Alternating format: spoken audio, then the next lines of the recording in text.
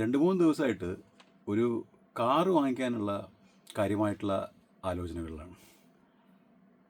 അപ്പം അതിൻ്റെ ബേസിക് കാരണം ഇപ്പോൾ നമുക്ക് ഓടിക്കാൻ കാറുകളുണ്ട്, പക്ഷേ പിള്ളേരൊക്കെ പോലെ ഇതായി, അവർക്ക് ലൈസൻസ് കിട്ടി. അപ്പോൾ ഒരു കാറും കൂടി ചിലപ്പോൾ നമുക്ക് ഉപകരിക്കും.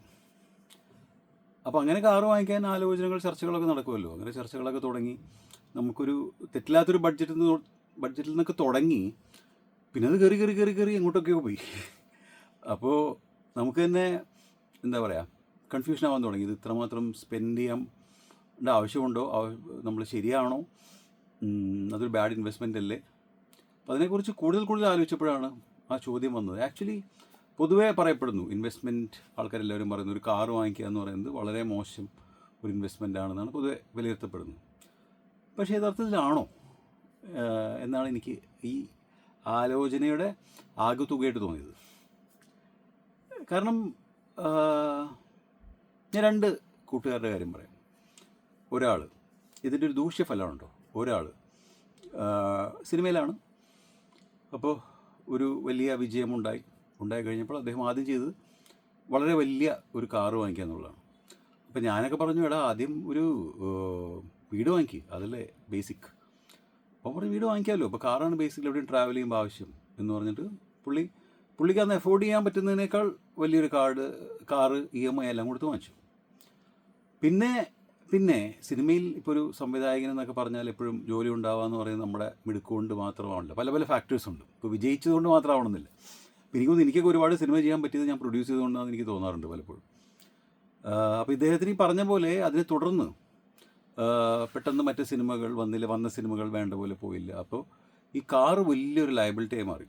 കാരണം ഇത് ഇത്രയും രൂപ EMI അടയ്ക്കണം, വീടിൻ്റെ വാടക കൊടുക്കണം, പിന്നെ വീട്ടു ചിലവുകൾ, കുട്ടികളുടെ ഫീസ് എല്ലാം കൂടെ ഭയങ്കര ബുദ്ധിമുട്ടിലോട്ട് പോയിട്ട് അവസാനം കാറ് അവന് വളരെ നഷ്ടത്തിൽ വിൽക്കേണ്ടി വന്നു. അപ്പോൾ എനിക്ക് തോന്നുന്നു ഇതൊരു എക്സ്പേർട്സൊക്കെ പറയുന്ന പോലെ ഒരു ബാഡ് കാർ പർച്ചേസിൻ്റെ ഏറ്റവും നല്ല ഉദാഹരണമാണ്. അതുപോലെ തന്നെ എൻ്റെ വേറൊരു സുഹൃത്തുണ്ട്, മുംബൈയിലാണ്. പുള്ളി ഒരു സ്റ്റാർട്ടപ്പ് ഫൗണ്ടറാണ്. അപ്പം ഞാൻ അങ്ങനെ മുംബൈയിലെ ചില കമ്പനികളിൽ ഇങ്ങനെ സ്റ്റാർട്ടപ്പിലേക്ക് ഇൻവെസ്റ്റ് ചെയ്യണം. അപ്പോൾ ഒരു പ്രീ IPO ഒക്കെ ആണല്ലോ. അപ്പോൾ അത് ചെയ്തിട്ടില്ല നമ്മൾ. അപ്പോൾ അതെങ്ങനെയുണ്ട് ആ മാർക്കറ്റ് സ്റ്റഡി ചെയ്യാനൊക്കെ വേണ്ടിയിട്ട് അങ്ങനെ പല പ്രാവശ്യം ബോംബെയിൽ പോയ കൂട്ടത്തിൽ പരിചയപ്പെട്ട ഒരാളാണ് ഇദ്ദേഹം. നളിൻ എന്നാണ് പേര്. അപ്പോൾ എനിക്ക് അതിൻ്റെ ഭാഗം, ഇത് കണക്റ്റഡ് അല്ല, പക്ഷേ എനിക്ക് തോന്നുന്നു Bombay is A fantastic place. എല്ലാവരും എന്താ പറയുക, ഒരു സ്പെഷ്യലി നിങ്ങളുടെ 20s നിങ്ങൾക്ക് കുറേ കാലം ബോംബെയിൽ സ്പെൻഡ് ചെയ്യാൻ പറ്റിയ എനിക്ക് തോന്നുന്നു നിങ്ങളുടെ ഒരു പെർസ്പെക്റ്റീവൊക്കെ മാറാൻ സാധ്യതയുണ്ട്. ഇപ്പോഴും എനിക്ക് തോന്നുന്നു ഒരു 100 രൂപയും കൊണ്ട് ഒരു ബോംബെ റെയിൽവേ സ്റ്റേഷനിൽ വന്ന് ഇറങ്ങി ബോംബെ ഭരിക്കുന്ന രീതിയിൽ, ന്യായമായ രീതിയിൽ ജോലിയും ബിസിനസ്സും ചെയ്ത് സാധിക്കാവുന്നൊരു സ്ഥലമാണ് ബോംബെ എന്ന് തോന്നിയിട്ടുണ്ട്. Fantastic place. എനിവേ, വിഷയം അതല്ലല്ലോ. അപ്പോൾ ഈ നളിൻ എന്ന് പറഞ്ഞിട്ടുള്ള പുള്ളിനെ കാണുമ്പോൾ, പുള്ളി IIT പാസ് ഔട്ടൊക്കെയാണ്. അവർ 3 പേരും തുടങ്ങിയിട്ടുള്ള ഒരു കമ്പനിയാണ്. അപ്പോൾ ഞാനന്ന് മീറ്റ് ചെയ്യുമ്പോൾ കമ്പനിയുടെ മൂല്യം ഏതാണ്ട് 4000 കോടിയൊക്കെയാണ്. ഇപ്പോൾ ഒരു 10,000 ഒക്കെ ആണെന്ന് തോന്നുന്നു. അപ്പോൾ പുള്ളിക്കൊരു കാറില്ല, പുള്ളി ഊബറിലാണ് വരുന്നത്. അപ്പം പുള്ളിന് ഭയങ്കര ന്യായീകരണമുണ്ട്. കാരണം പുള്ളിനെ സംബന്ധിച്ച് ഈ കാറെന്ന് പറയുന്നത് ഒരു ബാഡ് ഇൻവെസ്റ്റ്മെൻറ്റാണ്. ആ പൈസയും കൂടെ കമ്പനിയിൽ ഇൻവെസ്റ്റ് ചെയ്യാമല്ലോ എന്നുള്ളതാണ്. പുള്ളി പറയുന്നത് പുള്ളിക്ക് ഡ്രൈവർ വേണ്ട, കാറ് വേണ്ട, യൂബർ വിളിച്ചാൽ ഓട്ടോമാറ്റിക്കലി ഡ്രൈവർ വരും ഫോർ ദാറ്റ് പ്രൈസ്. അപ്പോൾ അതിൽ 3/4 മണിക്കൂർ എനിവേ ട്രാവൽ ചെയ്യണം. അപ്പോൾ അത് ആ സമയം പുള്ളിക്ക് വർക്ക് ചെയ്യാം. പിന്നെ ഇവിടെ ഒന്ന് പാർക്കിങ്ങിന് ഇഷ്യൂസ് ഒന്നുമില്ല. പുള്ളി പോയി തിരിച്ച് വരുമ്പോൾ ഒരു യൂബറോ ടാക്സി എടുത്ത് പോകുന്നു, ഒരു ഓട്ടോ എടുത്ത് പോകുന്നു എന്ന് പറയുന്ന ഒരാളുണ്ട്. ഇത് എനിക്ക് തോന്നുന്നു 2 എക്സ്ട്രീമാണെന്ന് തോന്നുന്നു. ഇതിന് ബോംബെ പോലൊരു സിറ്റിയിൽ ചിലപ്പോൾ അത് പ്രാക്ടിക്കലി പോസിബിൾ ആയിരിക്കും. ബിക്കോസ് അവിടെ ഏത് സമയം 24 hours ഉണർന്നിരിക്കുന്ന നഗരമാണ്. എനിക്ക് തോന്നുന്നു സ്ത്രീകൾക്കൊക്കെ ഏറ്റവും സേഫ് ആയിട്ടുള്ളൊരു നഗരമാണെന്നാണ് എനിക്ക് മനസ്സിലായിട്ടുള്ളത്. Unlike popular opinion. എനിക്കറിയാവുന്ന എൻ്റെ സുഹൃത്തുക്കളൊക്കെ ഉണ്ട്, സ്ത്രീകൾ ഒരു വെളുപ്പിന് 2 മണിക്ക് എഴുന്നേറ്റ് മറ്റൊരു സുഹൃത്തിനെ വിളിച്ച് അവർ ഒരുമിച്ച് ഓട്ടോയിൽ പോയിട്ട് ബീച്ചിലൂടെയൊക്കെ നടന്ന് വടാപ്പാവൊക്കെ നിന്ന് തിരിച്ചു വരുന്ന ഇഷ്ടംപോലെ ആൾക്കാരുണ്ട് അവിടെ. അപ്പോൾ നമ്മുടെ നാട്ടിൽ നമുക്ക് ചിന്തിക്കാൻ പോലും പറ്റില്ലല്ലോ. അപ്പോൾ അങ്ങനെ ഒരു സ്ഥലമായതുകൊണ്ട് അവിടെ ഇതിനൊക്കെ പോസിബിലിറ്റീസ് ഉണ്ടായിരിക്കും. പക്ഷേ നമ്മുടെ നാട്ടിലൊക്കെ എനിക്ക് തോന്നുന്നു കാറ് ഒരു മോശം ഇൻവെസ്റ്റ്മെൻ്റ് ആണെന്ന് നമുക്ക് ഒരിക്കലും പറയാൻ പറ്റില്ല. I think it is equivalent to time, അല്ലേ? ടൈം ഇസ് മണി എന്ന് പറയുന്ന പോലെ ഒരു കാറ് ചിലപ്പോൾ നമ്മൾ ഒരുപാട് സമയം നമ്മളുടെ സേവ് ചെയ്യുന്നൊരു അവസ്ഥയുണ്ട്. ഇപ്പോൾ നമുക്കൊരു സ്ഥലത്ത് കൃത്യസമയത്ത് പോകണം, ഒരു വണ്ടി കിട്ടിയില്ല, അവിടെ എത്തണമല്ലോ. അപ്പോൾ അതിന് നമുക്ക് നമ്മുടേതായിട്ടുള്ളൊരു വാഹനം ഉണ്ടെങ്കിൽ നല്ലതാണ്. The point is how much, what, how, when we can afford. അപ്പോൾ നമ്മുടെ എക്സ്പേർട്സ് പറയുന്നൊരു കണക്ക് എന്ന് പറയുന്നത് നമ്മുടെ ഒരു ടോട്ടൽ നെറ്റ് വർത്ത്, നെറ്റ് അസറ്റിൻ്റെ ഒരു 1 to 5% ഒരു കാർ ഒരാൾക്ക് വാങ്ങിക്കാവുന്നതെന്നാണ് പറയുന്നത്. അതായത് 1% ഇസ് എന്താ പറയുക ഒരു basic and 5% is the optimistic. 1% is conservative, 5% is optimistic in that sense. അതായത് ഇപ്പം നിങ്ങൾക്കിപ്പോൾ ഒരു കോടി രൂപയുടെ അസറ്റ് ഉണ്ടെങ്കിൽ 1,00,000 രൂപയുടെ കാർ നിങ്ങൾക്ക് വാങ്ങിക്കാം. 1,00,000 മുതൽ 5,00,000 വരെ വാങ്ങിക്കാം. അതിൻ്റെ തത്തുല്യമായ അതിൽ പോകാം. ദാറ്റ് ഇസ് സേഫസ്റ്റ് എന്നാണ് പറയുന്നത്. അതൊക്കെ പറയുമെങ്കിലും ഇപ്പോൾ ഇതിൽ പ്രോബ്ലം വരുന്നത് ഇത് കുറച്ച് അങ്ങോട്ടും ഇങ്ങോട്ടൊക്കെ മാറാം. 5% 10% ആവാം. പക്ഷേ നമ്മൾക്കുള്ളതിനേക്കാൾ കൂടുതൽ വാങ്ങിക്കുമ്പോൾ അല്ലെങ്കിൽ നമ്മൾ മറ്റത് കാണിക്കാൻ ശ്രമിക്കുമ്പോൾ ഒക്കെയാണ് ഇതിൻ്റെ പ്രോബ്ലം വരുന്നത്. കാര്യം ഒരാൾക്ക് തോന്നുകയാണ് ഞാനൊരു കാറിൽ പോകുന്നത് കൊണ്ടാണ് ആൾക്കാരെന്നെ ബഹുമാനിക്കുന്നത് എന്ന് തോന്നിക്കഴിഞ്ഞാൽ അതൊരു ശരിയായ ബഹുമാനമാണോ? ബഹുമാനം ആ വ്യക്തിക്കല്ലേ, അല്ലാതെ നമ്മൾ സഞ്ചരിക്കുന്ന കാറിനോ ആ കാറിൻ്റെ മൂല്യത്തിനോ ഒക്കെയാണെന്ന് എനിക്ക് സംശയമുണ്ട്. എനിക്കറിയില്ല കേട്ടോ, അത് അങ്ങനെ ചിന്തിക്കുന്നൊരു സമൂഹം ഉണ്ടായിരിക്കാം. പക്ഷേ ജനറലി ഇപ്പോൾ അങ്ങനെയാണോ എന്ന് ചോദിച്ചാൽ അങ്ങനെയല്ല. അങ്ങനെയല്ലാത്ത ഒരുപാട് ഉദാഹരണങ്ങൾ നമ്മുടെ മുന്നിലുണ്ട്. അപ്പോൾ ഒരു സാധാരണ കുടുംബം ഒരു ഇതിനേക്കാൾ ഉപരി സമയം, ടൈം ഇസ് മണി. അപ്പോൾ ടൈം നമ്മുടെ സേവ് ചെയ്യുന്നു, ഒരു അർജൻസിയിൽ നമ്മൾ ഹെൽപ്പ് ചെയ്യുന്നു. ഇതിനേക്കാൾ ഉപരി നമ്മളുടെ വ്യക്തിപരമായിട്ടുള്ള സന്തോഷം എന്ന് പറയുന്നൊരു സാധനമില്ലേ. ഇപ്പോൾ ഒരു കാറ് നമുക്ക് തരുന്ന ഒരു ഒരു ഒരു feeling of moving on in life എന്ന് പറയുന്ന സാധനമുണ്ട്. എനിക്ക് പേഴ്സണലി തോന്നിയിട്ടുണ്ട്. കാര്യം ഞാൻ സിനിമകളൊക്കെ ചെയ്യുമ്പോൾ ഒരു സിനിമ കഴിഞ്ഞാൽ പലപ്പോഴും ചെയ്യാറുള്ളൊരു കാറ് മാറ്റുക എന്നുള്ളതാണ്. അത് പ്രത്യേകിച്ചൊന്നും ഉണ്ടായിട്ടില്ല. നമ്മൾ ജീവിതത്തിൽ മുന്നോട്ട് പോയിക്കൊണ്ടിരിക്കുന്നത് നമ്മളെ തന്നെ സ്വയം ബോധ്യപ്പെടുത്താനുള്ളൊരു ട്രിക്കായിട്ടാണ് എനിക്ക് തോന്നിയത്.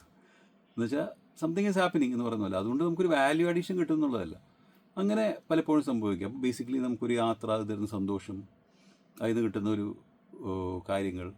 അപ്പോൾ ഇതിപ്പോൾ ഞാൻ ഒരു കാറ് വാങ്ങിക്കണമെന്ന് ആലോചിച്ചപ്പോൾ തന്നെ ആലോചിച്ചത് ഇപ്പം അത് നമുക്ക് ചെറിയ രീതിയിൽ ആവശ്യമുണ്ട്, ഇല്ലെങ്കിൽ നമുക്ക് മാനേജ് ചെയ്യാം. പക്ഷേ if that is giving happiness to നമ്മുടെ കുടുംബം and if you can afford it, then അതിന് നമുക്കൊരു ബാഡ് അസെറ്റ് അല്ലെങ്കിൽ ബാഡ് ഇൻവെസ്റ്റ്മെൻറ്റ് എന്ന് വിളിക്കാൻ പറ്റുമോ?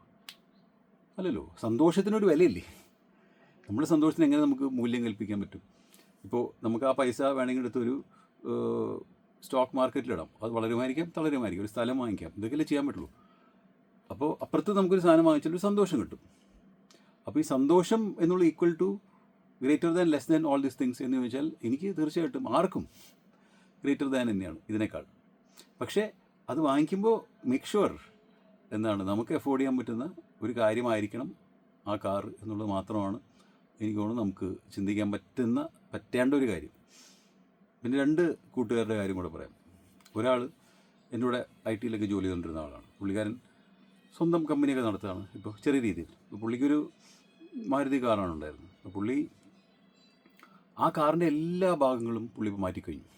ഒരു കാറേ ഉപയോഗിച്ചിട്ടുള്ളൂ, അതിൻ്റെ എല്ലാ ഭാഗങ്ങളും മാറ്റി. ഒരു കാറിന് വേണ്ടി ചിലവഴിക്കേണ്ട പൈസ ആ കാറിൽ പുള്ളി ചിലവഴിച്ചു. ബിക്കോസ് പുള്ളി പറയുന്നത് പുള്ളിക്ക് ആ കാറിനോട് അത്ര ഇമോഷണൽ അറ്റാച്ച്മെൻ്റ് ഉണ്ട്. അതുകൊണ്ട് പുള്ളി ആ കാർ മാറ്റുന്നതിനെക്കുറിച്ച് ആലോചിക്കുന്നില്ല. അപ്പോൾ അങ്ങനെ കാറിനെ സ്നേഹിക്കുന്ന ആൾക്കാരുണ്ട്. വേറൊരാൾ സിനിമയിലുള്ളൊരു സുഹൃത്താണ്. പുള്ളി വളരെ ഒരു സിനിമ ചെയ്ത് ആ സിനിമ കുറച്ച് സാമ്പത്തിക പ്രശ്നങ്ങളിലൊക്കെ പോയി. ഒരു സിനിമ എന്താണെന്ന് വെച്ചാൽ നമ്മളതിൻ്റെ പല സ്റ്റേജിൽ മുമ്പ് ഭയങ്കരമായിട്ടുള്ള പ്രഷർ വരും, ക്രിയേറ്റീവ് പ്രഷർ വരും, ഫിനാൻഷ്യൽ പ്രഷർ വരും. പ്രത്യേകിച്ച് ഇപ്പോഴത്തെ സമയത്ത് ആക്ച്വലി ഫിനാൻഷ്യൽ പ്രഷറിൻ്റെ സാധ്യതകൾ വളരെ കൂടുതലാണ്. ബിക്കോസ് ബിസിനസ് കുറവും, നമുക്കറിയില്ല everything based on theatre release, reception etcetera, എത്ര വലിയ സിനിമയാണെങ്കിൽ. അപ്പോൾ അത്രയും ഭീകരമായ പ്രഷറിൽ പുള്ളി നിൽക്കുന്ന സമയത്ത് പുള്ളി പെട്ടെന്ന് പോയിട്ട് ഒരു വലിയൊരു വണ്ടി വാങ്ങിച്ചു. എനിക്ക് അത്ഭുതമായിപ്പോയി. അതിൻ്റെ ഫോട്ടോ എല്ലാം ഇട്ടു. ഞാൻ പുള്ളിയോട് ചോദിച്ചു എന്ത് പറ്റിയെന്ന്. പുള്ളി പറഞ്ഞു എനിക്കത് വേണമെന്ന് തോന്നി. കാരണം അത് എന്താ പറയുക, നമുക്ക് മുന്നോട്ട് പോകുമ്പോൾ ഒരു എനർജി വേണ്ടേ, അപ്പം എന്തെങ്കിലും പോസിറ്റീവായിട്ട് സംഭവിക്കണ്ടേ. അപ്പോൾ ഇത് ഇവിടെ നിന്ന് എല്ലാം ശരിയാവും എന്ന് പുള്ളി വിശ്വസിച്ചു.